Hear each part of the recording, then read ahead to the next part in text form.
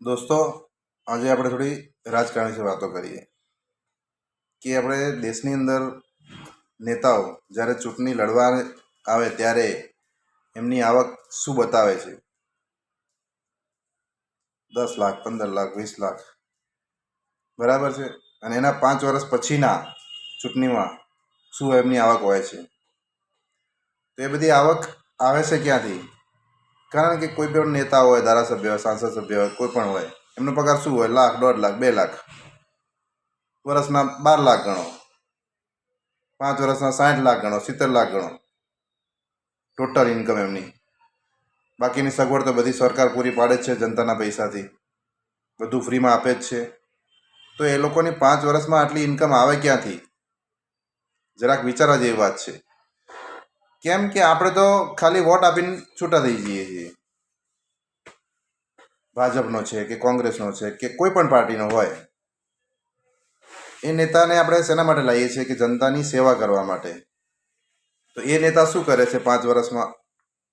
કોઈ પણ પાર્ટીનો હોય, હું કોઈનું નામ નથી લેતો, કોઈ પણ પાર્ટીનો નેતા હોય, તમે જોવો છો ને હું જોઉં છું, બધા જ જોવે છે.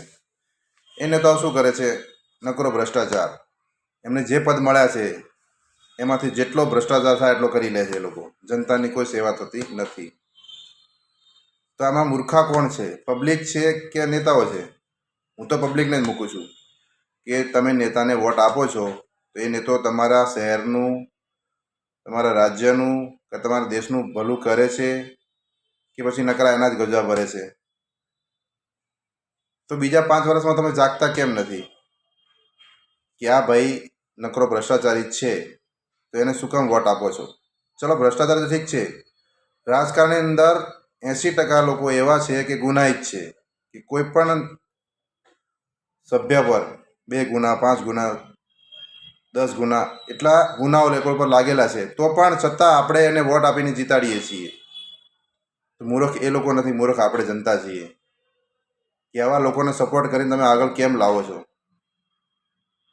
થોડું જાણવા જેવું છે, સમજવા જેવું છે, મગજમાં ઉતારવા જેવું છે. એ લોકો 5 વર્ષમાં એકવાર તમને દેખાશે જ્યારે ચૂંટણી આવશે ત્યારે. બાકી 5 વર્ષમાં તમને ક્યારે જોશે નહીં. તમારી હાલ નહીં પૂછે. તમારું કામ હશે તો નહીં થાય પૈસા આપ્યા વગર. તમે ગમે એટલા વોટ એમને આપ્યા હશે તોય. તો આપણે જાગૃતતા લાવવાની જરૂર છે કે આવા ભ્રષ્ટ નેતાઓ કે ભ્રષ્ટ કોઈ પણ હોય એનો બહિષ્કાર કરો, એને મત જ નહીં આપો. ભલે હું તો કોઈ પણ પાર્ટીનો નેતા હોય, આવા લોકોનો બહિષ્કાર કરવો જ જોઈએ. સમજણ હોવી જોઈએ આપણા માણસ અંદર. બાકી અત્યારે લોકોને પાછું એક નવો ટ્રેન્ડ આવ્યો છે કે નેતા જ બનવું છે બધાએ. ગલી ગલીમાં નેતા ઊભા થઈ જાય છે. કઈ રીતે? સમાજના નામે, ધર્મના નામે કોઈ પણ મોટું આંદોલન લઈને બેસી જવાનું, એના મસીહા બની જવાનું, સમાજને જોડે લઈ લેવાનું, પછી સરકારની વિરુદ્ધમાં બોલવાનું, જે પણ પાર્ટીની સરકાર ચાલતી એના વિરુદ્ધમાં બોલવાનું. એટલે સમાજ શું છે? ગેટા જેવી છે. એક જાય એટલે એની પાછળ બધું જ જાય. સાચું ખોટું કોઈ જાણતા નથી. તો એવા લોકોને શું કામ તમે તક આપો છો કે એમના રોટલા શેકવા માટે તમારો ઉપયોગ કરે છે? ઘણા બધા એવા નેતા બની ગયા છે કે સમાજના નામે, ધર્મના નામે કોઈ પણ મોટું આંદોલન કરી અને નેતા બની ગયા છે. એ લોકો અત્યારે રાજ કરે, જલસા ભરે છે.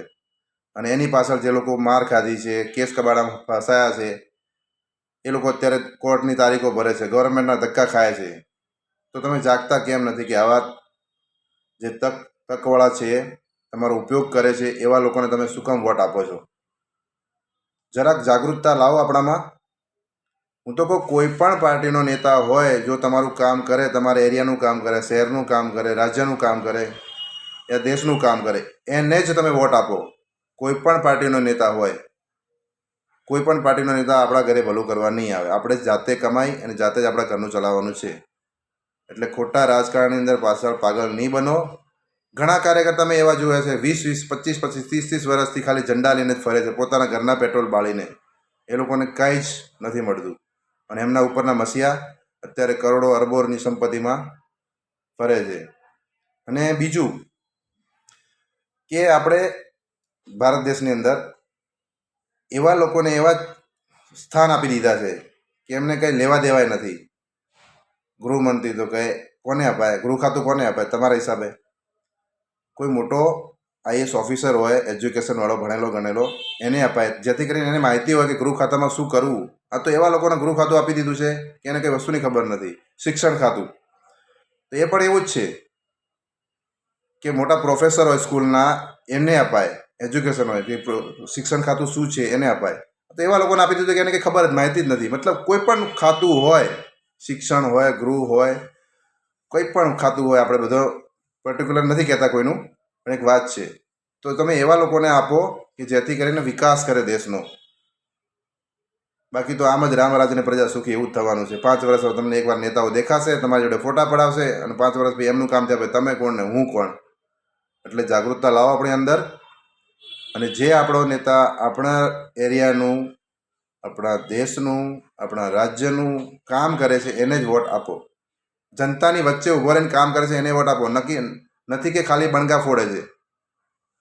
તમને દેખાવું જોઈએ કે તમારો નેતા તમારું કામ કરી રહ્યો છે, એને જ તમે વોટ આપો. સમજાય અને વંદન. બાકી તો આપણું જો આ જ છે.